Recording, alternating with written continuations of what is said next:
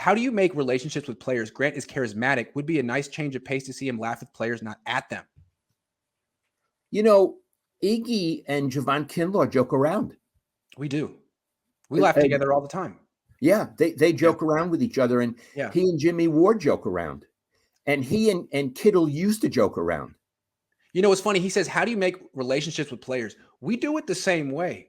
We actually have, through conflict, developed relationships because we're not trying to be friends with players, but the ones that we've been closest with are the ones that we had the most conflict with initially, both of us.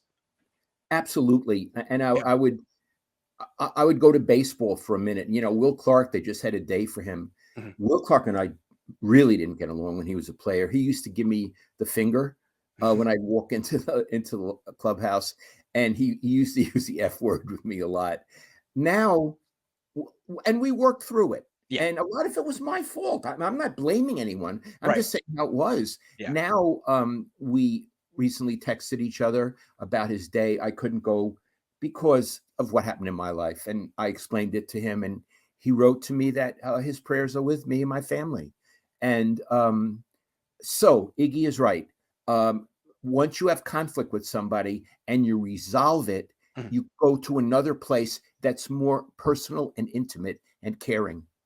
Especially with professional athletes. Yes. Because they respond to conflict. It's what they do every single rep of practice. Right. And I mean, what they do is competition. I'm just saying. Yes. And part of the competition, and I got to tell you, this is a fact. Can we intimidate this writer? Right. Can we intimidate this media person? Right. And if they can, and I know all kind of people who could be intimidated, they own you and they don't respect you. Right. If you tell them to take a hike and you stand up to them, all of a sudden the relationship changes and you get better material. Yeah, and you have something to laugh about. Hey, remember that time in the past? This happened to me 10 years ago with Anthony Davis. The same exact thing, basically. OTAs, he was mad by training camp. We were laughing about it in the locker room. Hey, remember that? Hilarious. And anytime I would see him, Anthony, how you doing? Big smile, because we shared that. Right, and he came to respect you. Yes. Anyway, good question, Gammon, but this is how me and my dad do it. Andrew says, who do you think will be the goal line back? I think they want it to be the rookie, Ty Davis Price. I think it's one of the reasons they drafted him. He runs very hard, but if he can't get it done, it's got to be Debo. He's good at it. I know you don't want to use such a high-priced player in such a dangerous way, but they did last year. They had to. You want to win games? I'm not against it. You know what? Yeah. Use them however you want. And let me say, Iggy, I would think as part of their negotiation with him, when it finally became professional and cool, obviously they addressed that. They didn't sit there in the room and not address that. No. And he must have signed off on it. Yeah, he gets extra money for rushing touchdowns and rushing yards. I mean, He just wants to be paid for it. He doesn't want to not do it. Mark says, I love the way Kyle tries to act like he didn't know Poe was splitting reps with Banks. Bad poker player. So it's funny. Okay, so the Niners show us stuff, but they don't want to report it. So they have Jason Poe starting, but we're not supposed to say it in our practice reports. But there's this guy, Jake Hutchinson for KBR. God love him.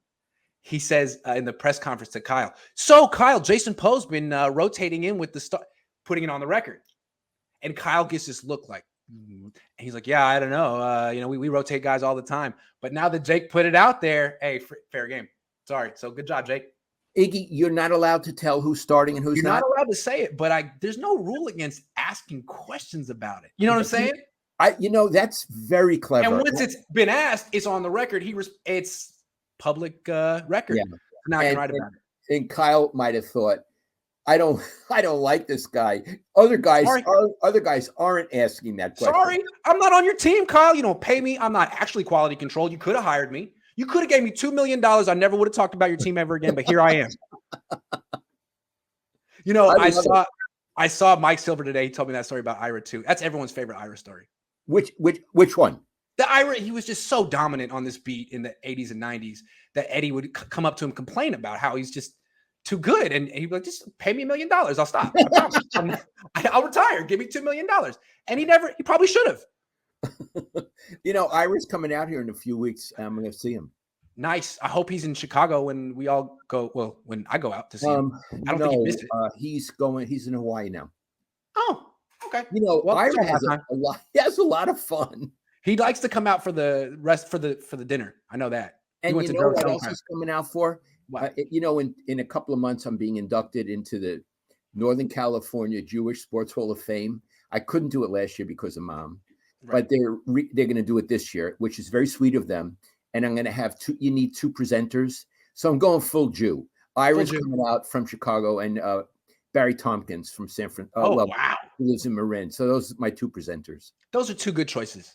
Yeah, I Because think so. Barry Tompkins and Ira are a big deal too, and they're your contemporaries, and they will say something really, really good. I love those guys. I'm pleased.